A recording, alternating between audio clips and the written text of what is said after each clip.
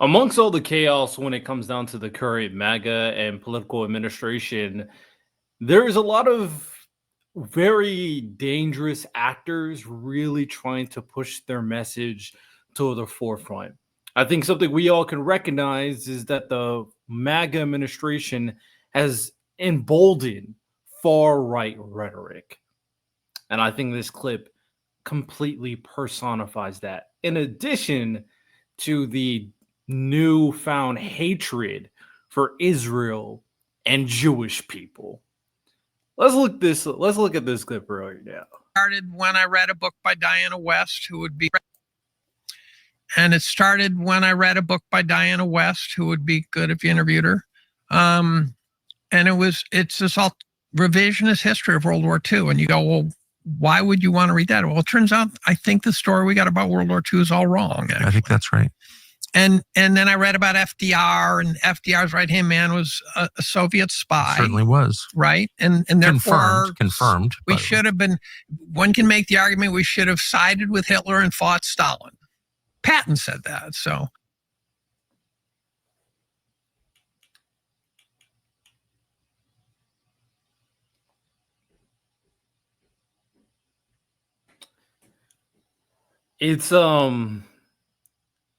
It's kind of crazy to me that we now live in a world where there's a newfound need, or I would quantify it, or I'll qualify it as a need to reshape history.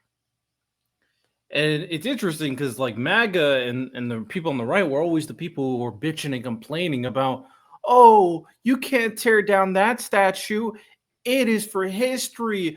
Oh, I still have the conservative flag because it is for history.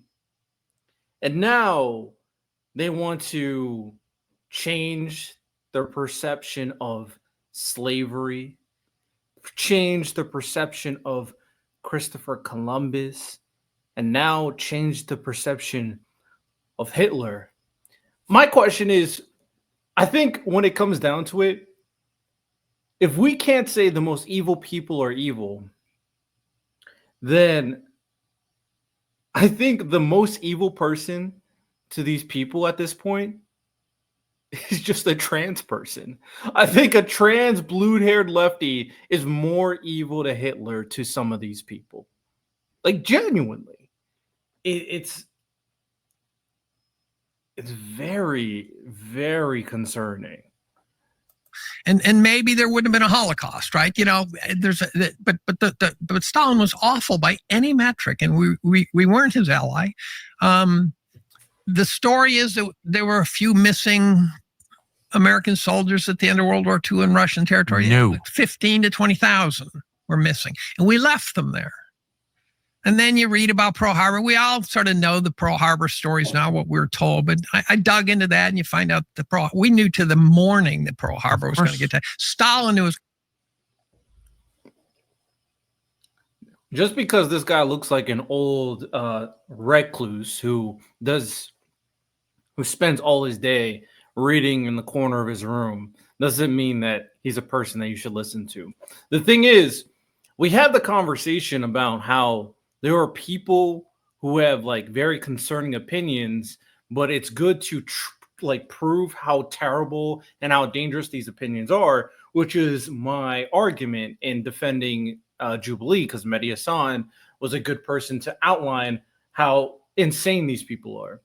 Whereas Tucker Carlson is an individual who is a terrible person because he would bring in these personalities and then he would just let their rhetoric be espoused and pushed and then try to reframe our perspective of society in the most dangerous way possible.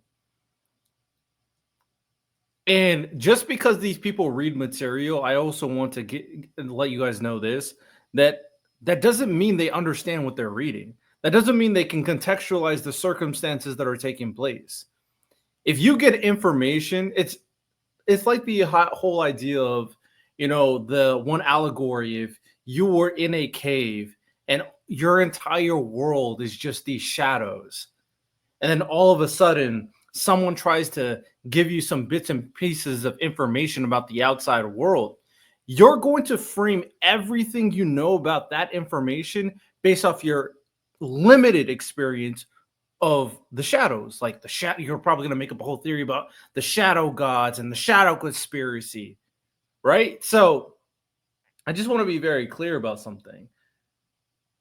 Just because they look like an old bum like this does not mean that he's qualified to talk. Just because they spend all day reading does not mean he understands what he's reading. And the only time you can really test someone's knowledge is one, you implement what they're saying in practice, or you prove what they're saying in factual analysis, or you put that person up against someone who's qualified to speak on the history. So, yeah, I just wanted to showcase that. I don't want to showcase anymore. And I know people are starting to love Tucker Carlson now because, you know, he talked a little bit about the Epstein files, even though he's still a Trump shill and a Russian agent. And he's terrible, just terrible person. But I just wanted to show you guys that real quick because I thought that was insane. I might as well finish the rest of the clip. Going to be attacked. He wanted us to take the Japanese off his flank, and FDR's right hand man was okay with that because he was a Soviet spy, right? Then I read about.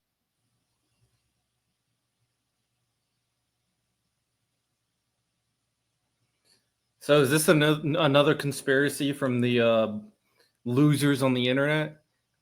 FDR was okay with Pearl Harbor happening. Is that a new one? He probably thinks that 9/11 was a inside job too. I'm guessing. Jesus Christ, it's just. Oh well, that's all I got. Let me know your thoughts about it. Of course, you have a good one. Take care. Peace.